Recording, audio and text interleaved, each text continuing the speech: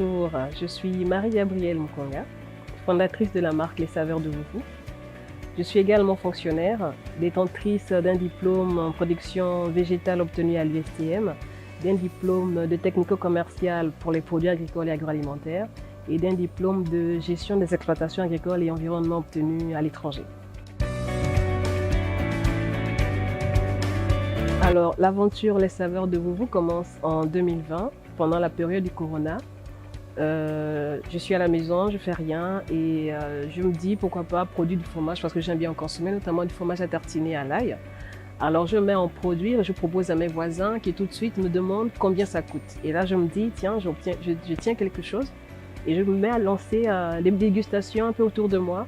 Et quand le moment était venu de créer une marque, j'ai pensé à mon papa qui n'était plus là pour voir sa fille réaliser son projet. Et comme mon papa, de son pseudonyme au cause de Vouvou, était attaché à son village, Vouvou, alors j'ai pensé à ce nom, j'ai pensé à créer ma marque en rendant hommage à mon papa. Donc ma marque Les Saveurs de Vouvou, c'était un hommage à mon père, au cause de Vouvou, qui n'est plus parmi nous depuis 2013. Et Vouvou, c'est un attachement à ses racines, à ses origines, à d'où il vient, à sa terre. Et Les Saveurs de Vouvou, c'est également l'attachement à nos produits locaux, l'attachement à notre terre, à nos origines, l'amour de soi. Donc à travers nos produits, nous voulons que vous puissiez ressentir l'amour de soi, l'amour de notre terre, l'amour de nos origines. Dans nos gammes de produits, nous avons donc du fromage à tartiner qui a commencé à être produit en 2020. Nous avons également mis sur le marché des biscuits apéritifs pour accompagner la dégustation de notre fromage. Il faut dire que dans notre fromage, nous avons, disons, 3 gammes de fromage. Nous avons du fromage à tartiner avec de l'ail et du gingembre. Nous avons du fromage à tartiner avec la sardine fumée. Et nous avons également du fromage à tartiner avec la sardine fumée et du piment.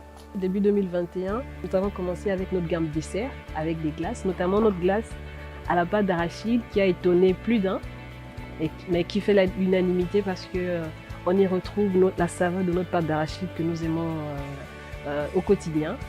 Et c'est une autre manière de consommer notre pâte d'arachide. Ensuite, en 2022, nous avons lancé donc notre deuxième saveur de glace, la glace au coco. C'est la citadine en fait, parce qu'elle est produite avec les cocos que nous trouvons ici à Libreville. Donc c'est plutôt la citadine, alors que la glace à la pâte d'arachide, c'est la nationale, parce que la pâte d'arachide, on en trouve partout au Gabon. Les matières premières que nous utilisons, c'est notamment la pâte d'arachide que nous trouvons au Gabon. Nous travaillons avec un jeune entrepreneur gabonais qui produit la pâte d'arachide à partir d'arachide qui vient du Grand Nord. Et concernant le coco, nous avons le coco qui est au Cap Esterias et dans les environs de Libreville. Donc c'est des produits typiquement locaux que nous utilisons pour la transformation de nos produits. Pour ce qui est du fromage, par exemple, le produit principal, la base principale pour le fromage, c'est du lait qui est importé parce que nous n'avons pas de production laitière.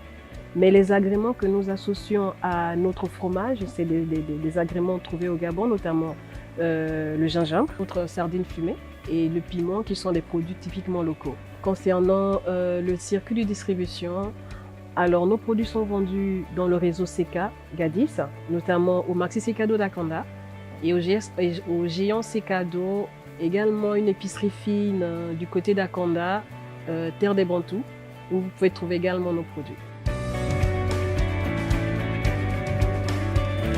En grande distribution, on trouve énormément de marques importées, presque à 95%. Les marques locales sont presque inexistantes et malgré cela, on en trouve quand même de plus en plus sur le marché.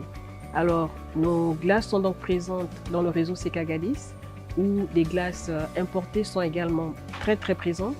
Mais nous nous différencions de ces glaces parce que nos glaces, elles, sont produites de manière artisanale, face à ces glaces plutôt produites de manière industrielle, qui sont souvent remplies d'additifs chimiques, d'arômes artificiels. Nous avons des arômes naturels de nos matières premières qui sont associées à nos glaces. C'est ainsi que nous nous différencions de la concurrence.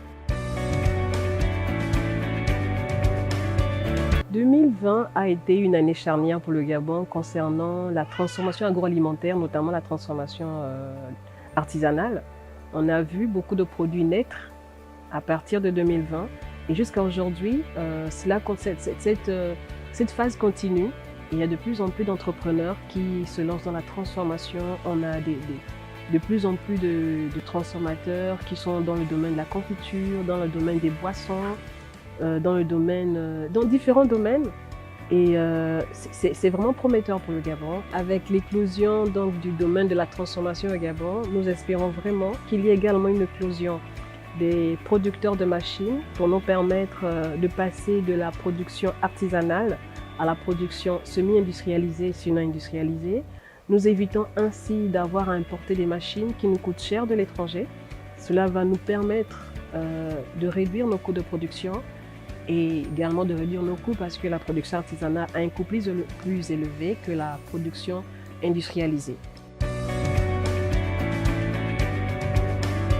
Les saveurs de Vouvou, je les vois dans le Gabon entier parce qu'aujourd'hui nous sommes présents à Libreville uniquement et nous espérons dans les prochaines années avoir une place dans tout le Gabon, avoir une place dans le dessert des Gabonais, dans chaque foyer gabonais.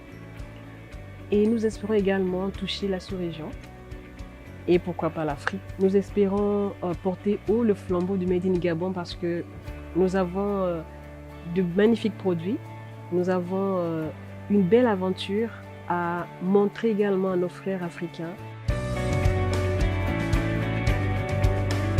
La femme 2.0, c'est la femme active, c'est la femme qui prend son destin en main, c'est la femme qui joue un rôle sur le plan social, sur le plan économique, sur le plan politique. C'est la femme qui est actrice de sa vie et non observatrice de sa vie. Alors, mon inspiration au quotidien, c'est la foi en Dieu. Je suis chrétienne. Je prie pour demander à Dieu de m'orienter chaque jour qu'il fait, pour me donner la force d'avancer. Parce que ce n'est pas toujours évident quand on est entrepreneur. On a des moments de solitude, on a des nuits blanches, c'est pas toujours facile. Des fois, on n'a pas la force ni la motivation de travailler. Mais parce qu'on a un être suprême auquel on se confie dans ces moments-là, on trouve la force de continuer, on trouve la force de recommencer chaque jour. Il y a également ma mère qui est une femme qui m'inspire parce qu'elle a élevé 10 enfants. Et depuis que je suis enfant, elle m'a toujours dit « Le premier mari d'une femme, c'est le travail ». Cette phrase est toujours restée en moi. Je ne l'ai jamais oubliée, je l'ai toujours mise en avant pour pas justement me retrouver à être demandeuse par exemple, mais plutôt à être une femme autonome qui se prend en charge.